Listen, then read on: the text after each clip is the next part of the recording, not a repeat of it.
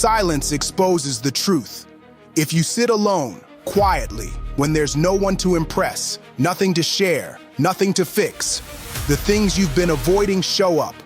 Most people cannot handle that silence for long. They layer on distractions, pull out their screens, scroll, snack, talk, fill every gap with noise and novelty just to avoid looking at themselves directly, but silence remains. The honest question shows up when all else fades. Why haven't you moved? What have you accepted as just the way it is? Where does comfort end and resignation begin?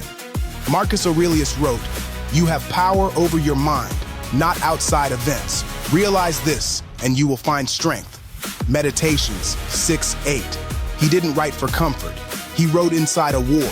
He wrote to cut through the noise and forge discipline in the dark when no one is watching and there are no witnesses but yourself. Consider your own day. How often do you move just to avoid stillness? You wake up and reach for your phone. Silence replaced with stimulus in 3 seconds. You sit at your desk, emails, meetings, music in your ear, a snack at hand, more noise, more layers, less clarity. The problem is never just distraction. It's the reason beneath it. If life stays loud, you never have to answer uncomfortable truths. You only tolerate discomfort as long as there's escape close by. But reality is not interested in your convenience. The hard line remains. Excuses don't change outcomes. If you cannot control the world, what's left? Yourself, your habits, your clarity. How you carry yourself when everything is uncertain and silence asks its questions. Here is the split in the road. Some people seek control over everything outside. Time, others, outcomes. When control fails, frustration grows. They feel life is unfair, so they resist and resent. They build excuses brick by brick to insulate themselves from honest responsibility. Others accept what cannot be controlled. They see the wind, the rain, the pressure. They let reality be as it is. No fighting the current, no self-pity.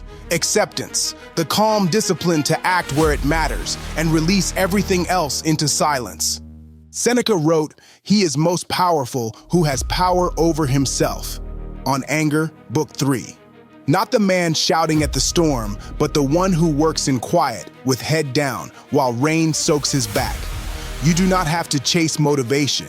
You need the clarity to see your task and the discipline to begin. You don't need the world to make it easier, or more fair, or less painful. Silence is not a punishment. It is a tool.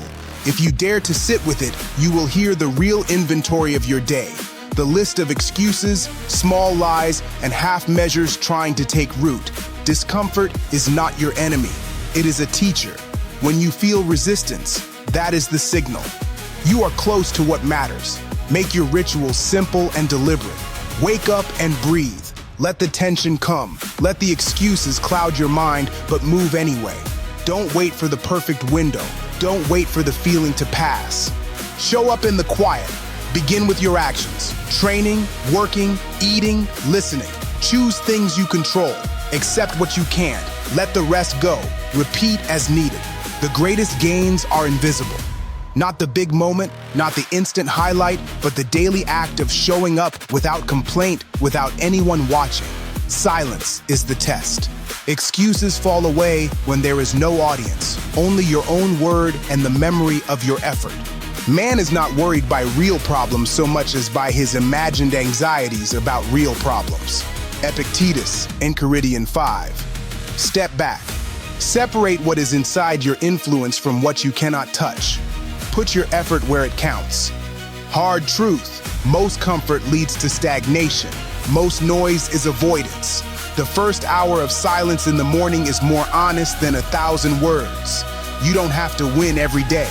You do have to show up, silence excuses, and act on what you control. No one is coming to rescue you from yourself. Accept this. Life is not asking for your comfort, but your attention and your discipline. Acceptance is not surrender, but see things as they are and do what is yours. Accept what is outside your reach, control what is within, and let silence be your measure. In the end, excuses are nothing but words. Actions remain. Let the world be loud. You move in silence. In silence, you see what is necessary. In discomfort, you find what you're made of. No excuses. Not here. Not now. Move forward, clear-eyed, steady. Let your actions answer, not your words. And this is Iron Creed.